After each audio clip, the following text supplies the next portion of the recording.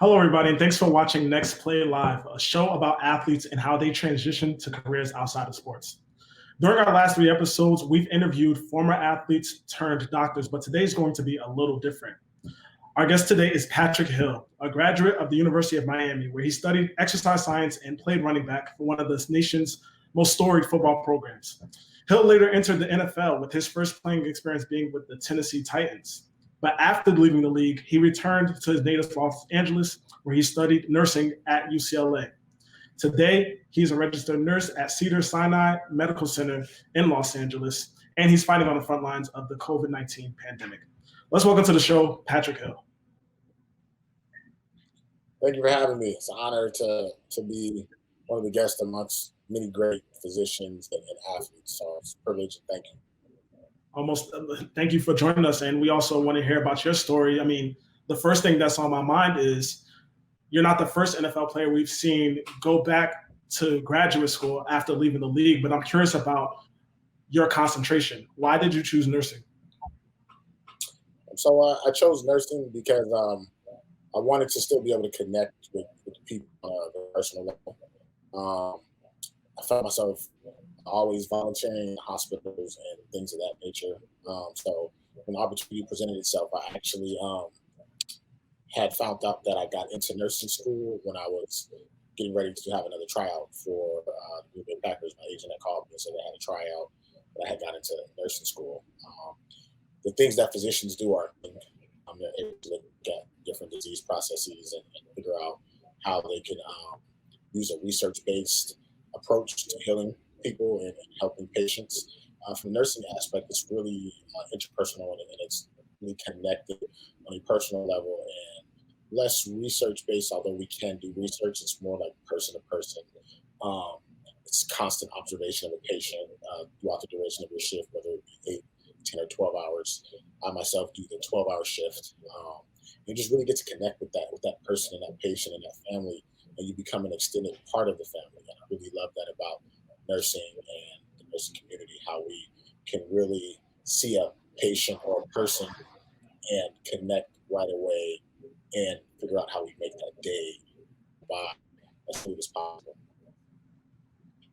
Yeah, and I've seen you talk about that personal connection in past interviews, but specifically your experiences in college when there would be volunteering opportunities and you would be visiting hospitals. Can you tell us about that experience and what impression it left on you about just medicine and this profession in general?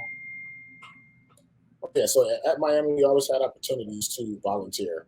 The Jackson Memorial Hospital, one of the hospitals that we had an opportunity to go to and just see kids. Really, that's the first thing that touched me, is seeing the kids and the families who don't lead a normal life because they're in and out of the hospital, or they're just in the hospital dealing with whatever ailments they have. So to be able to see that and volunteer, and to see how my presence, like, oh yeah, you're an athlete, and you can see me take the time out of your school to see that face light up.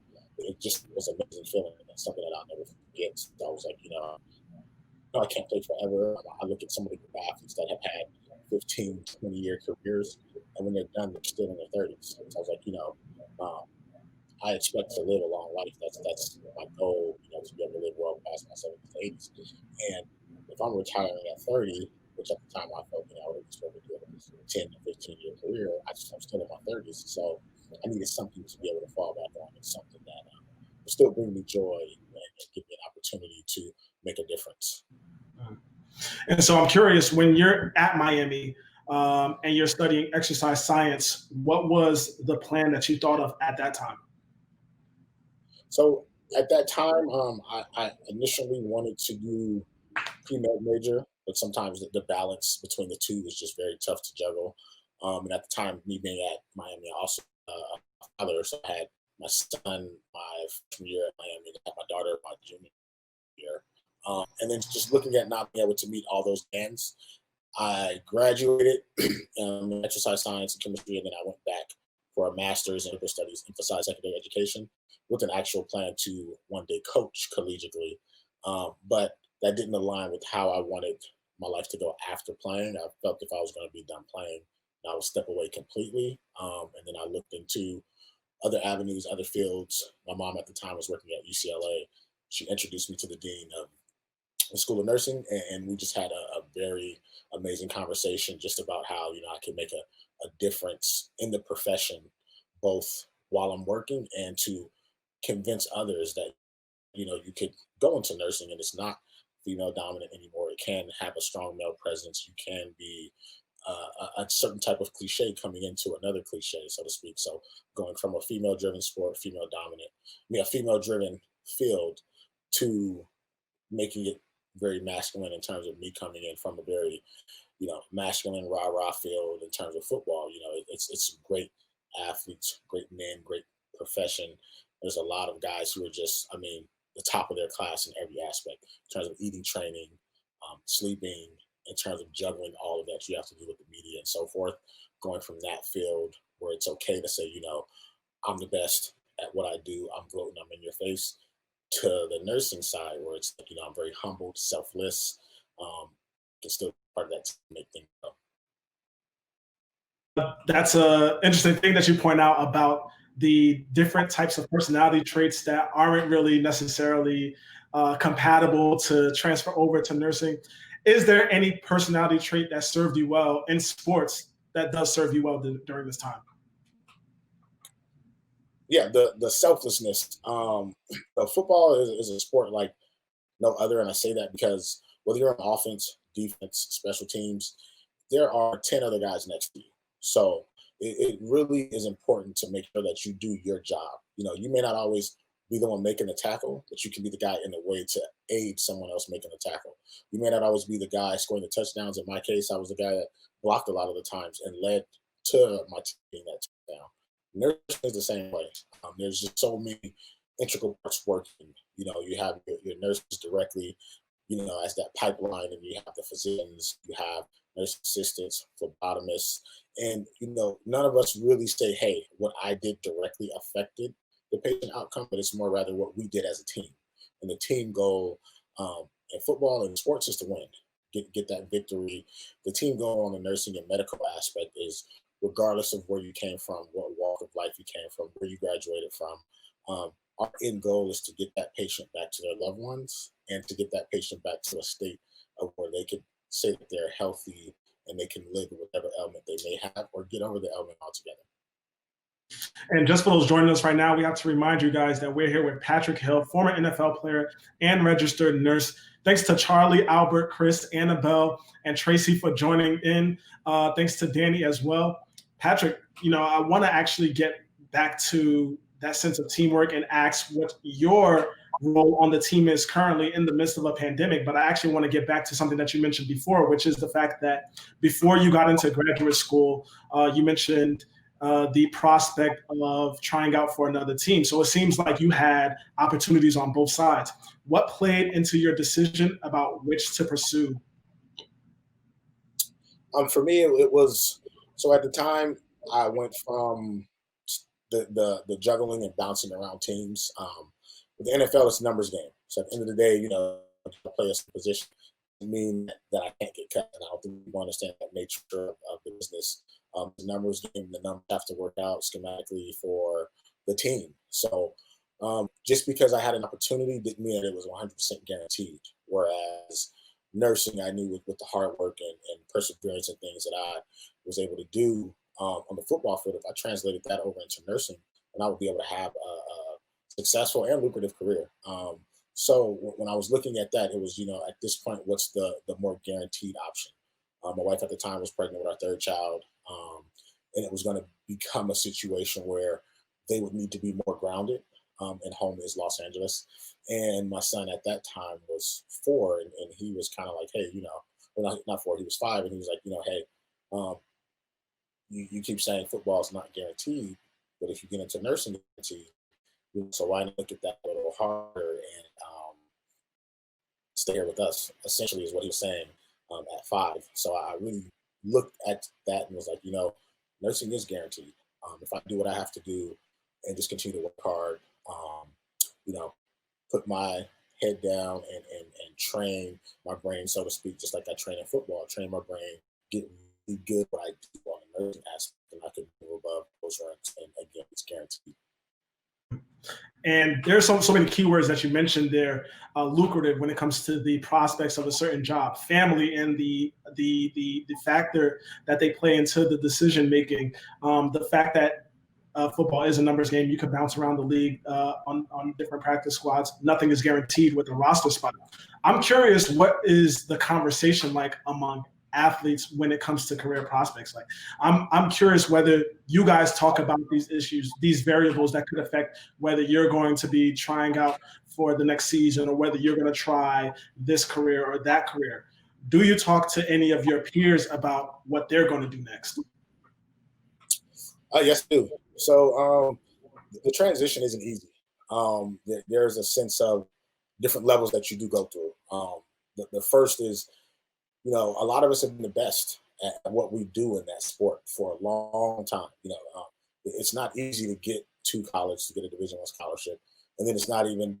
It gets harder when you talk about NFL to being amongst the elite. So you go from being the best, and then having this humbling experience, whether you are like myself, where you play a few years and you bounce around, or whether you are a guy who's a 20-year vet trying to figure out, is it time to let go of the sport? You go through those realms of, okay, am I leaving because I'm not good, or am I leaving because it just generally is my time to step away from the game? So you hit the levels of depression, you hit the levels of some insecurities. You just hit so many realms, and then you, at the end of the day, have to realize, you do have a family, you do have responsibilities, not only to your family but to yourself, to move on and still be successful, still have a great story, still have a great testimony. So in my group, there are several of us. I mean, we've been texting. My buddies in Miami, we have a group text that we've had probably, I want to say, for at least the last 8 years. And these are things we talk about, careers that may be beneficial to us, career fields that we went into, things that we want to attain. A good group of my friends, we all at least have master's degrees or higher. So we're trying to figure out how we can do something with that. Maybe open up a training facility, maybe,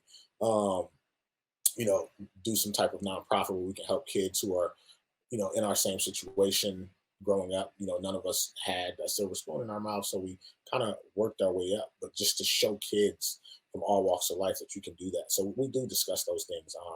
I'm a registered nurse. A few of my buddies are strength and conditioning coaches. Some are in education. They are moving up the ranks in that world and become professors of that nature.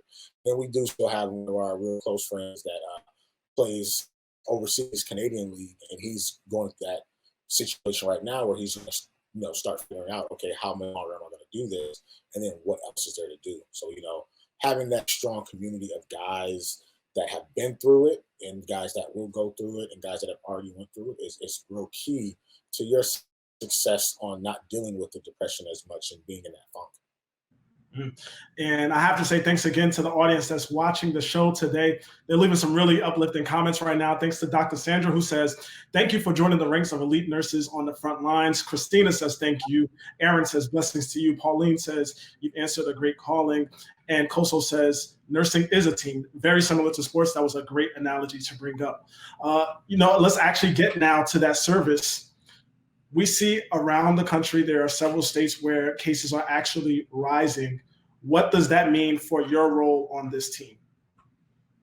So for me, it means staying prepared. So when this thing first hit, a lot of the hospitals didn't quite know what it meant or what it would hold for us. So, we just followed the guidelines set by our particular institution, really just being ready to answer the call that's above us.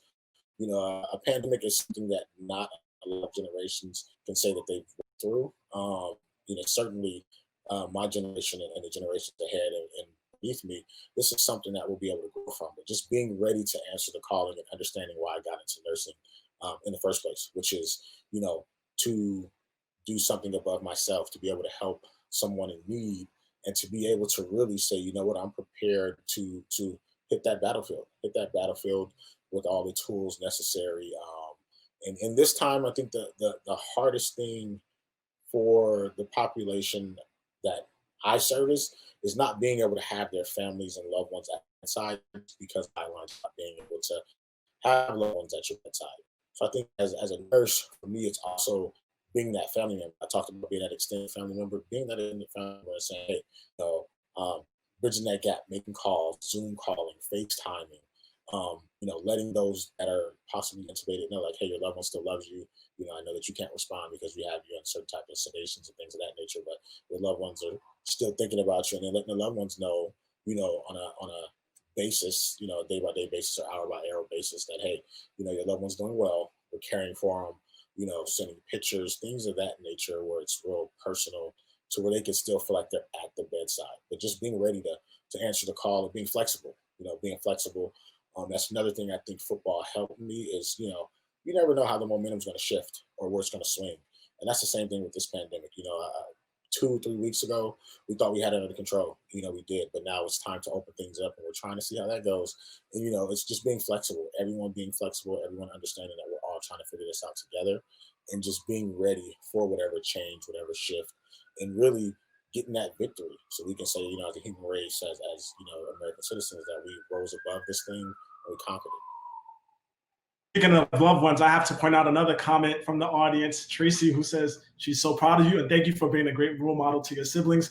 I'm going to take a wild guess and say that you know who we might be talking about. Speaking of your own family, we've seen interviews with other doctors and nurses on the front lines talking about their experience at the height of the crisis in their respective states and their respective hospitals. And one small detail that sometimes they've offered up is that when they come home, they have a certain routine to make sure that they don't bring any danger back home to their families. Have you had to implement that type of routine where you maybe shed your clothes in a certain room, or you're only in the garage before you actually enter the house? Have you had to do something similar? Yes, actually, my son, my oldest son is 12. He often laughs and he refers to it kind of as go time, but I'll send him a quick message like, "Hey, Pop, can you turn on the shower for me?" And he knows what that means. Doors is open. I usually undress right at the car at change of shift. So in the parking lot of the hospital, I actually get undressed, throw my clothes in the trash bag, put my shoes in a different bag, and I literally walk in the house with some slides and some underwear, straight to the shower, shower down, and once I get out, I'm greeted with hugs and kisses, and my kids and my wife and my mom, my dad, my siblings, everyone likes to check in and ask, like, hey, the shift for the patients, and keeping the guidelines of privacy. I do like to know how the shift was, and having that support is really key, and then also that they understand. I'm blessed that my kids are actually old enough at 10, 12, and 8 to understand, like, hey, this is what's going on in the world. As much as I've missed Dad throughout his 12 hours, another 20 minutes on her, he's going to shower up, and we're going to have time to bond and have a family time. And so you mentioned your oldest is 12 years old. Now, I don't want to rush and look too far into the future, but that's 6 years from college. I'm curious, if one of your kids turns up to be an athlete and goes to a prestigious institution like the U, then what is something that you would probably tell them based on your experience of being a student athlete and a successful one at that made it professionally and also made a career afterwards? Is there anything from your experience that you would hand down to them? Yes, all 3 of my kids are very athletic. They play. My oldest plays football, basketball, runs track. My daughter runs track, likes basketball. Then my youngest is a phenomenal baseball player at 8 years old. But the one thing I tell them all the time is, whatever you put into it, you'll get out. The hard work, the perseverance, the waking up early, the doing things when no one's looking, and doing things when someone's looking should be the same amount of work ethic. And then letting them know, you can't get a full scholarship without the classroom. The classroom is such a key part that I think is left out when we do see these athletes on Saturdays or Thursday nights, or even these athletes on Sunday.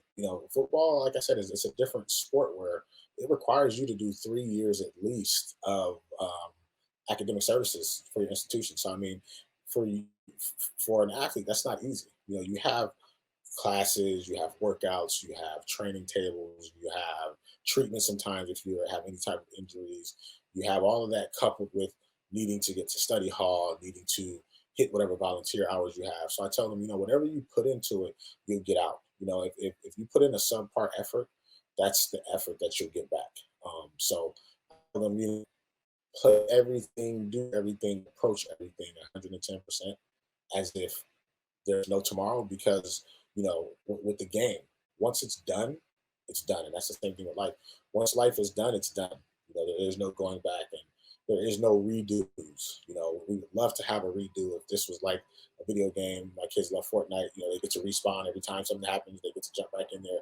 I tell them, that's great for a video game, but in life, there's no respawning. So you got to get it right the first time. You'll make mistakes, you'll fall sometimes, but you got to get back up and continue that effort and learn from what didn't work and get better at what does work. I think it's time that we get to some questions from the audience. Steven says, how do you fight burnout? We already know that this is a high stress time for medical professionals.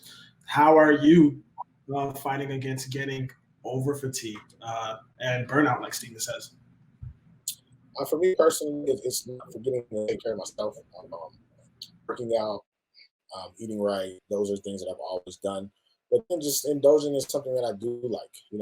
I love movies. So for me, it's watching a movie. And this time is particularly hard because I'm a person that will go to the movies by myself if I have to. So just finding a new movie on Netflix or, just reading a book. I've gotten to reading some more books and novels, meditating, praying, and just know that I could take time for myself, whether it be a few minutes, few hours. But yeah, with burnout, I think a lot of the times it's kind of losing why you got into whatever it is that you are doing. And for me, I understand why I became a nurse. I love that human interaction. So at times when I am feeling a little overwhelmed or burnt out, I do remember that, these patients are probably burnt out on being sick, being in the hospital, not seeing their loved ones. So for me, it's kind of like looking at that. That's why I got to be a bridge and help. And then, at the end of the day, a quick prayer or listening to gospel music or jazz or R&B or seeing a smile on my kids' faces, and taking that time for me, it's helped prevent burnout a lot. And I have to keep pointing out the comments because we keep getting them from audience members. Charlene, who's a fellow nurse, says, "You rock." Vicky, who's a fellow nurse, says, "Thank God for amazing people like you." Ed says, "Truly a hero for today with all the many issues that we are facing." Thank you. I guess this is a good time to point out, the sense of gratitude that people have been showing since the start of the pandemic. Do you feel a different perception of how people look at your profession because of these last 3 months that we've gone through? I think it's come to light more what nurses do. When I first started out into looking at certain professions, I made a comment a little bit before I got into the profession, how I once thought that nursing was like the water boys of a team. And as I got into it, I think a lot of people kind of would feel that way as well. And they're starting to see what it is that we actually do. And in my perception, immediately upon entering school, is like, you know what? There's no way we're water boys. We're definitely offensive coordinators. We're recording this thing. And we're working with head coaches, which are physicians or, heads of hospitals. And we're really getting this thing fine-tuned and going and being that bridge between multiple parts. And I think everybody's starting to see what it is that nurses actually do. So I do get thank yous when people find out that I am a nurse, and I do get asked questions on, how it is that we do what we do. Because we deal with some very, very critical patients. In of this, we get patients who are ICU based, regulatory based. We get patients that are pre-surgery, post-surgery, waiting for transplants, already had a transplant. And, these are nurses that are taking care of these patients for 12 hours. Some nurses are staying overtime doing 16 hours. I've heard stories of nurses in some of the other states doing almost 20-hour shifts in the emergency room and on their floors just because they're short-staffed. And I think people are starting to see that that's the trait of a nurse more so than someone that just, wipes patients or walks patients. I think a lot of the people before this happened looked at nurses and what they see like on movies and nursing homes, and you don't really get a good glimpse of what a nurse is. But now you're starting to see, okay, these nurses are educated, they're strong-minded, strong-willed, and they're ready to answer any call. And listen, I think for better or for worse, we're going to continue to see this increase in appreciation rather for everyone that's doing what you're doing. Patrick, I have to say once again, thank you for joining us and thank you for sharing your story. Thank you for having me. And it's been an honor and a pleasure. I thank everyone for their amazing comments. And, we're in this together. We're going to get through this. And I had a great time. Thank you. And for those of you who are just watching, join us again next week when we'll be talking to Dr. Nicole Williams. And again, thanks for following us along during this whole series. We will see you next time.